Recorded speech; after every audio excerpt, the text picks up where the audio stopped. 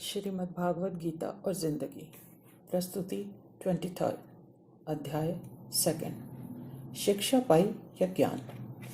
आज भारतीय संस्कृति में किसी चीज के बारे में ज्ञान प्राप्त करना अर्थात उस वस्तु या विचार को पूर्ण रूप से आत्मसात कर लेना है, उससे लाभ और हानि को समझना है, ना कि मात्र जीविकोपार्जन साधन बनाने के लिए आंशिक रूप ग्रहण कर स्वार्थ के लिए उसे उपयोग करना।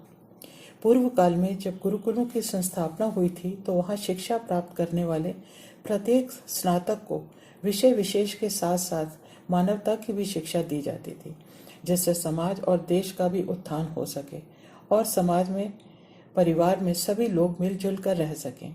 ऐसे स्नातक जब शिक्षा पूर्ण कर समाज में प्रवेश करते थे तो वो भौतिक ज्ञान के साथ साथ व्यवहारिक ज्ञान भी समाज को देकर समाज और देश का भला करते थे।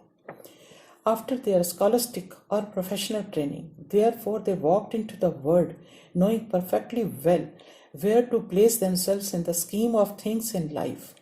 They were not hoodwinked by life, nor did they expect life to be a mysterious cave where infinite riches lie scattered waiting for them to claim it. The contrast becomes ridiculously very dramatic when we compare these fully educated men of those days with the partially instructed and misguided students of the present age who walk out of the university to realize that they have education but no knowledge. इसी परंपरा के अंतर्गत जब कृष्ण ने अर्जुन को अपना शिष्य स्वीकार किया तो उनका यह कर्तव्य बन गया कि वे अर्जुन को उचित मार्ग दिखाएं और उसके संदेहों का निवारण कर उसकी क्षमता और शिक्षा का भान उसे करा सके। इसलिए उन्होंने अपनी बात के शुरू में सबसे पहले यही कहा कि हे अर्जुन, तुम उन सब के लिए दुखी हो रहे हो जिनके लिए शोक करने की कोई आवश्यकता ही नहीं।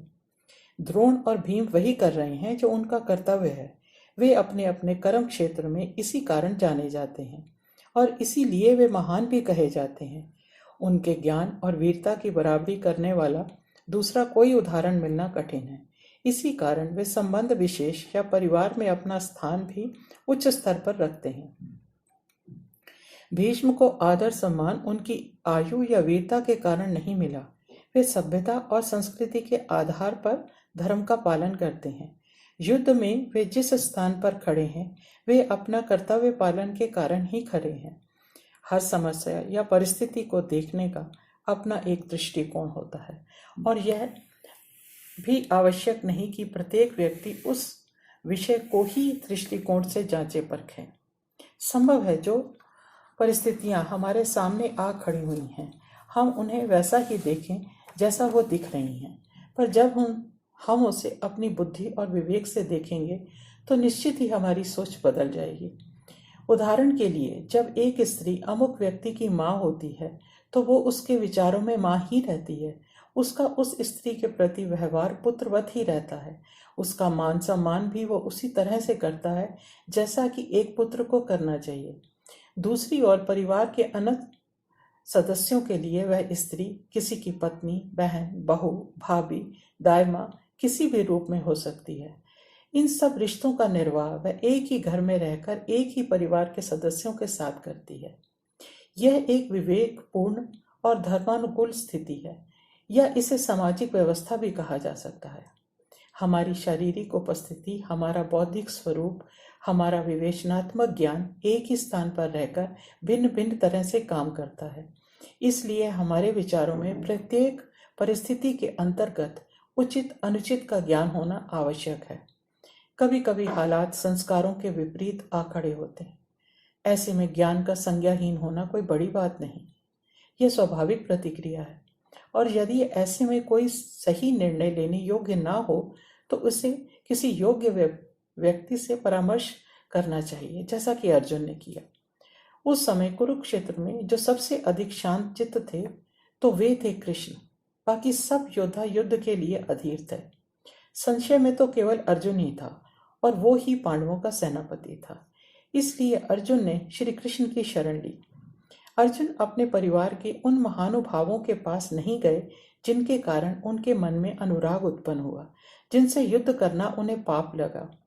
वे अपने मित्र और सारथी कृष्ण की शरण में गए, क्योंकि विवेक और सही ज्ञान उन्हें वहीं दिखा। श्री कृष्ण ने अपने पहले शब्दों से ही अर्जुन का मोह भंग करने का प्रयत्न किया। तुम उनके लिए शोक कर रहे हो जो उसके अधिकारी नहीं हैं। कृष्ण के ये शब्द अर्जुन की बुद्धि में विवेक का दरवाजा खोलने के लिए काफी थे। ये शब्द एक कठोर प्रहार के समान थे, जिन्हें बिना किसी भूमिका के कहा गया। हम अक्सर देखते हैं कि यदि कोई मनुष्य किसी कारणवश कभी प्रलाप करने लगता है तो उस समय उसे अपने आसपास की परिस्थितियों का कुछ एहसास नहीं रहता, ना ही अपने शरीर का ध्यान रहता है। ऐसे में उपस्थित लोगों में से कोई अपना या फिर चिकित्सक उसे जोरदार एक चांटा मारता है।